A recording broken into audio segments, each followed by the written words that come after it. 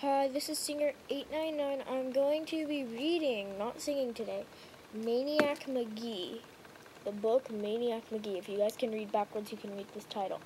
By Jerry Spinelli, I think. I'm not sure about that one. Well, I'm going to read a chapter every single day in front of you guys. So, okay. MANIAC MAGEE was not born in a dump. He was born in a house. A pretty ordinary house, right across the river from here in Bridgeport. And he had regular parents, a mother and a father, but not for long. One day his parents left him with a sitter and took the P&W high-speed trolley into the city. On the way back home, they were on board when the P&W had its famous crash.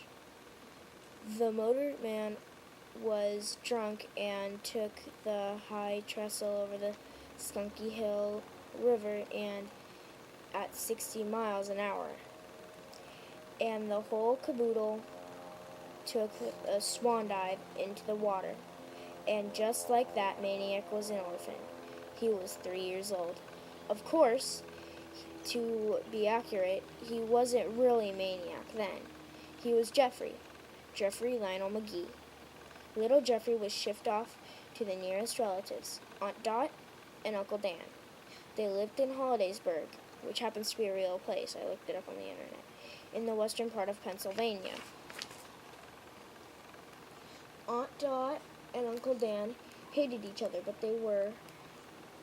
because they were strict Catholics, they wouldn't get a divorce. Around this time Jeffrey arrived, they stopped talking to each other. Then they stopped sharing. Pretty soon there were two of everything in the house.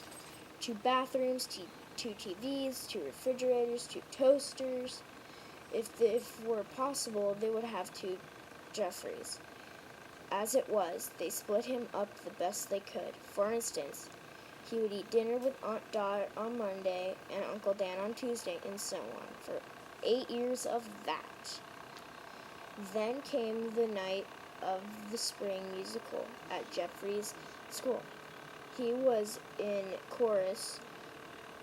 There was only one show and one auditorium, so Aunt Dot and Uncle Dan were forced to share at least that much. Aunt Dot sat on one side, Uncle Dan sat on the other.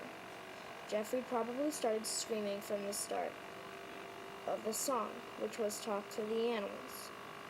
But nobody knew because he was drowned out by all the other voices.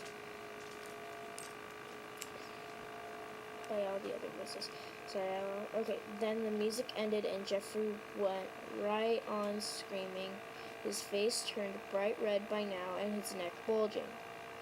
The music director faced the singers, frozen with his arms still raised to the audience. Faces began to change. There was a quick smasher of giggling by some people who figured the screaming kid was some part of the show, some funny animal maybe. Then the giggling stopped, and the eyes started to shift their heads to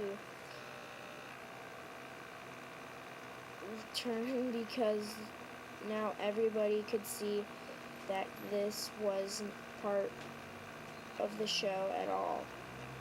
That little Jeffrey MAGEE wasn't supposed to be up there on the risers pointing at Aunt Dot and Uncle Dan, bellowing out from the midst of the chorus. Talk, will you? Talk. No one knew it then, but that was the birth scream of a legend. And that's when he started running. 3 springy steps down from the risers, girls in pastels dresses screaming, the music director lunging a leap from the stage, out the side door and into the starry, sweet, onion grass-smelling night. Never again to return to the house of 2 toasters, never again to return to school. Chapter 2, which will be read tomorrow. Well, thank you guys for listening to this.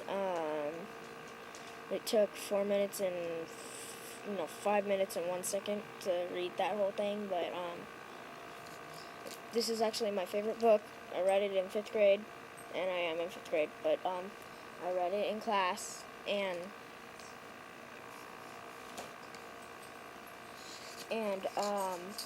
well, anyway, yep, but